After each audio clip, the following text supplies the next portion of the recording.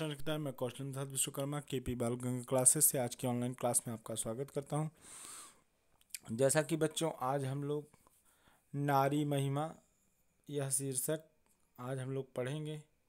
नारी महिमा जैसा कि मनुस्मृति पर आधारित जो है यह पाठ है आप लोगों का, जिसमें जो है नारियों की महिमा के विषय में बात की गई है कि नारियों का हमारे समाज, हमारे देश और हमारे परिवार में क्या स्थिति है। इन सब बातों पे इन नारी महिमा नामक शीर्षक में चर्चा की गई है कि नारियों का समाज में क्या स्थान है, नारियों का किस प्रकार से सम्मान करना चाहिए। सर्वविध प्रसन्न रखने का प्रयास हमें नारियों को करना चाहिए। यही इस पाठ का संक्षिप्त में हम सारांश कह सकते हैं। तो आइए ज़्यादा समय न लेते हुए हम लोग नारी महिमा पाठ के इन श्लोकों का वाचन करते हैं और जल्द से जल्द इनका अर्थ समझने का प्रयास करते हैं। ठीक है, आइए। यत्र नार्यस्तु पूज्यन्ते रमन्ते तत्र देवताः, यत्रैतास्तु न पूज्यन्ते सर्वाः तत्रयफलाः क्रियाः। यत्र माने जहाँ, नार्यः तु माने नारियों की, तो पूज्यन्ते माने पूजा की जाती है। रमन्ते तत्र देवता, वहाँ देवताओं का निवास होता है या वहाँ देवता रमण करते हैं। यत्रैतास्तु न पूज्यन्ते, और जहाँ इन स्त्रियों की पूजा नहीं होती है, सर्वाः तत्र अफलाः क्रियाः, वहाँ की सभी क्रियाएं असफल हो जाती हैं, निष्फल हो जाती हैं। एक साथ देखिए, यत्र नार्यस्तु पूज्यन्ते, यत्र माने जहाँ, जहाँ अर्थात जिस स्थान पर, जिस देश में, जिस समाज में, जिस घर में। ठीक, तो जिस समाज में, जिस देश में, जिस घर में, जिस परिवार में नार्यस्तु पूज्यन्ते, नारियों का सम्मान होता है या नारियां सम्मानित होती हैं। रमन्ते तत्र देवता, वहाँ पर समस्त शुभ देवता निवास करते हैं। यत्रैतास्तु न पूज्यन्ते सर्वाः तत्र अफलाः क्रियाः, और जहाँ, जिस समाज में, जिस देश में, जिस परिवार में इन्हें नहीं पूजा जाता या इनका सम्मान नहीं होता, तत्र सर्वाः अफलाः क्रिया, वहाँ पर सारी क्रियाएं, उस समाज में, उस देश में और उस परिवार में सभी क्रियाएं या सभी कार्य निष्फल हो जाते हैं या असफल हो जाते हैं। तो पहले श्लोक का अर्थ आपको समझ में हो गया कि जिस देश में, जिस समाज में या जिस परिवार में नारियों की पूजा होती है, नारियों का सम्मान होता है, वहाँ देवताओं का निवास होता है, और जहाँ पर इनका सम्मान नहीं होता है वहाँ पर सारी क्रियाएं निष्फल हो जाती हैं। आइए दूसरा श्लोक देखते हैं हम लोग। दूसरा श्लोक है, स्त्रियां तु रोचमानायां सर्वं तद्रोचते कुलम, तस्यां तु अरोचमानायां सर्वमेव न रोचते। स्त्रियां तु रोचमानायां सर्वं तद्रोचते कुलम, तस्यां तु अरोचमानायां सर्वमेव न रोचते। स्त्रियां तु रोचमानायां, स्त्रियों के प्रसन्न रहने पर, स्त्रियां तु रोचमानायां, स्त्रियों के प्रसन्न रहने पर तो सर्वं तद्रोचते कुलम, संपूर्ण परिवार ही प्रसन्न रहता है। स्त्रियों के प्रसन्न रहने पर तो समस्त परिवार ही प्रसन्न रहता है। रोचमानायाम माने वस्त्र आभूषण इत्यादि द्वारा प्रसन्न रहने पर, स्त्रियों के वस्त्र आभूषण भोजन आदि के द्वारा प्रसन्न रहने पर सर्वम तद्रोचते कुलम, समस्त कुल ही अर्थात संपूर्ण परिवार ही उनसे प्रसन्न रहता है। तस्याम तु अरोचमानायाम सर्वमेव न रोचते, और जहाँ पर उनको वस्त्र आभूषण भोजन आदि के द्वारा प्रसन्न नहीं किया जाता या प्रसन्न नहीं रहती, सर्वमेव न रोचते, वहाँ पर सभी प्रसन्न नहीं रहते हैं। स्त्रियों के प्रसन्न रहने पर तो, या स्त्रियों के वस्त्र आभूषण भोजन आदि के द्वारा प्रसन्न रहने पर तो सर्वम तद्रोचते कुलम, उस परिवार के सभी लोग प्रसन्न रहते हैं। तस्याम तु अरोचमानायाम, और जहाँ पर उन्हें अप्रसन्न रखा जाता है अर्थात वस्त्र आभूषण भोजन आदि के द्वारा अप्रसन्न रखा जाता है या प्रसन्न रहती हैं, सर्वमेव न रोचते, वहाँ पर सभी प्रसन्न नहीं होते हैं। अगले श्लोक की तरफ बढ़ते हैं। तीसरा श्लोक हमारा है, तस्माद् एताः सदा पूज्या भूषणाच्छादन असनैः, भूषण आच्छादन असनैः भूतिकामैः नित्यं सत्यकारेषु उत्सवेषु च। तस्माद् एताः, इसलिए इन स्त्रियों की, सदा माने हमेशा, पूज्या माने पूजा करनी चाहिए, इसलिए इन स्त्रियों का हमेशा ही सम्मान करना चाहिए। किसके द्वारा? भूषण आच्छादन असनैः, आभूषण वस्त्र और भोजन के द्वारा। इसलिए इन स्त्रियों की आभूषण वस्त्र भोजन आदि के द्वारा हमेशा ही सम्मान करना चाहिए।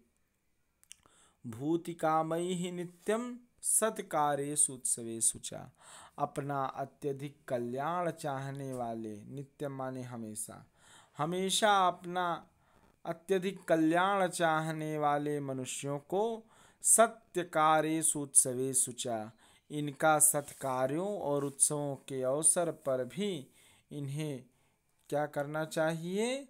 सम्मान करना चाहिए। स्त्रियों को आभूषण वस्त्र और भोजन के द्वारा सदा ही सम्मान करना चाहिए, और हमेशा के लिए अपना अत्यधिक कल्याण चाहने वाले को सत्कार्यों और उत्सवों के अवसर पर इन्हें प्रसन्न रखना चाहिए। आइए अब चौथा श्लोक देख लेते हैं। चौथा श्लोक है, पितृभिः भ्रातृभिः चैताः पतिभिः देवरैः तथा पूज्या भूषयितव्या च बहुकल्याणम् ईप्सुभिः।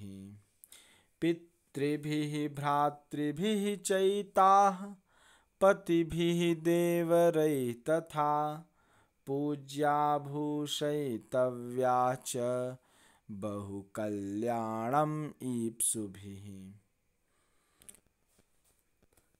पितृभिः माने पिता के द्वारा, भ्रातृभिः माने भाइयों के द्वारा, एताः माने इन स्त्रियों की, पतिभिः माने पतियों के द्वारा, देवरैः तथा माने और देवरों के द्वारा। पूज्या माने सम्मान करना चाहिए, पूजा करनी चाहिए।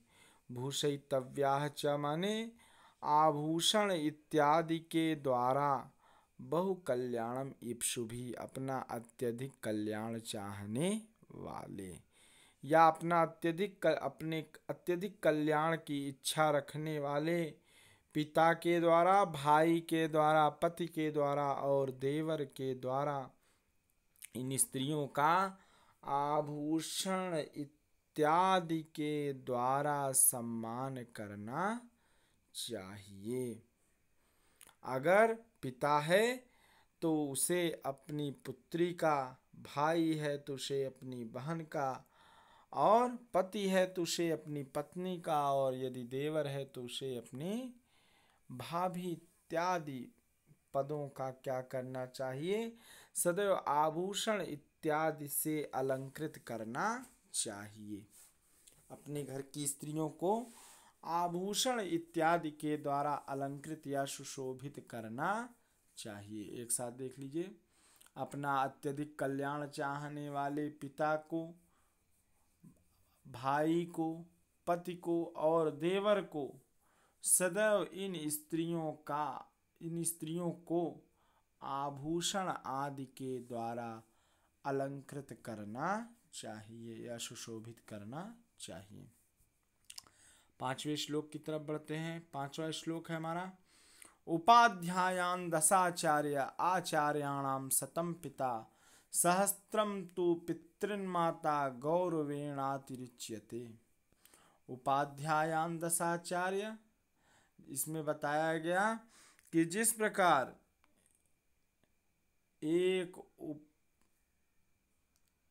10 उपाध्यायों की अपेक्षा या 10 उपाध्यायों की तुलना में एक आचार्य श्रेष्ठ है।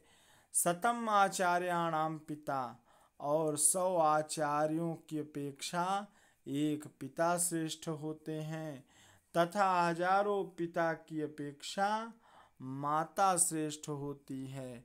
गौरवेणातिरिच्यते, इसलिए इन स्त्रियों का गौरवेण अर्थात गौरव या सम्मान अत्यधिक श्रेष्ठ होता है। फिर से देख लीजिए। जिस प्रकार 10 उपाध्यायों से एक आचार्य श्रेष्ठ होते हैं, 100 आचार्यों से एक पिता श्रेष्ठ होते हैं, और हजारों पिता की अपेक्षा माता को श्रेष्ठ बताया गया है, क्योंकि इनका सम्मान, इनका गौरव अत्यधिक श्रेष्ठ होता है। इन स्त्री स्वरूपी माता का स्थान अत्यधिक गौरवशाली होता है, अत्यधिक श्रेष्ठ कहा गया है। फिर से देख लीजिए। 10 उपाध्यायों की अपेक्षा एक आचार्य श्रेष्ठ होते हैं, 100 आचार्य की अपेक्षा एक पिता श्रेष्ठ होते हैं, और हजारों पिता की अपेक्षा एक माता श्रेष्ठ होती हैं। इसलिए इन माता स्वरूपी स्त्री का गौरव अत्यधिक है, और सदैव ही हमें इनका सम्मान करते रहना चाहिए। आइए 6वें श्लोक की तरफ देखते हैं। 6वां श्लोक है, पूजनीया महाभागा पुण्याः च गृहदीप्तयः स्त्रियः श्रियो गृहस्योक्ताः तस्माद् रक्षा विशेषतः। पूजनीया महाभागाः पुण्याः च गृहदीप्तयः स्त्रियः श्रिया गृहस्योक्ताः तस्माद् रक्षा विशेषतः। स्त्रियों की श्रेष्ठता की बात सिद्ध करते हुए कहा गया कि स्त्रियां पूजनीय हैं, अर्थात पूजा करने के योग्य हैं या सम्मान के योग्य हैं। महाभागा अत्यधिक भाग्यशाली हैं, पुण्याः च और अत्यधिक पुण्य प्रदान करने वाली हैं या अत्यधिक पुण्यशालिनी हैं। गृह दीप्तया और घर को प्रकाशित करने वाली हैं, घर को दीप्त करने वाली हैं। स्त्रियः श्रिया गृहस्योक्ता, और स्त्रियों को घर की लक्ष्मी कहा जाता है। तस्माद् रक्षा विशेषतः, इसलिए हमें इन स्त्रियों की रक्षा विशेष रूप से करनी चाहिए। चाहे वह स्त्री हमारे घर में हमारी माता हो, हमारी बहन हो, हमारी पत्नी हो या हमारी भाभी हो, इन सभी रिश्तों में स्त्रियों का जो पद हो, हमें उन सभी स्त्रियों की विशेष रूप से रक्षा करनी चाहिए। एक साथ फिर से देख लीजिए। स्त्रियां पूजनीय हैं, सम्मान के योग्य हैं। स्त्रियां महाभागा हैं अर्थात अत्यधिक भाग्यशाली हैं। पुण्याः च और अत्यधिक पुण्यशालिनी हैं अर्थात पुण्य प्रदान कराने वाली हैं। गृह दीप्तयाः और घर को प्रकाशित करने वाली हैं या घर को दीप्त करने वाली हैं। इसीलिए स्त्रियों को घर की लक्ष्मी कहा जाता है तथा इसीलिए उनकी रक्षा हमें विशेष रूप से करनी चाहिए। आशा करता हूँ ये 6 श्लोक आपको अच्छे समझ में आए होंगे। इसी के साथ ये पाठ यहीं पे समाप्त होता है। आप इन श्लोकों की व्याख्या अच्छे से घर में करें। आशा करता हूँ आपको ये 6 के 6 श्लोक अच्छे समझ में आए होंगे। जहाँ पर यदि न समझ में आया हो आप जो है कमेंट में अवश्य लिख के भेजें। आज की क्लास यहीं पे समाप्त होती है। शुभम संस्कृतम। यदि चैनल अच्छा लगा हो तो चैनल को लाइक एवं सब्सक्राइब अवश्य करें। इसी के साथ शुभम संस्कृतम।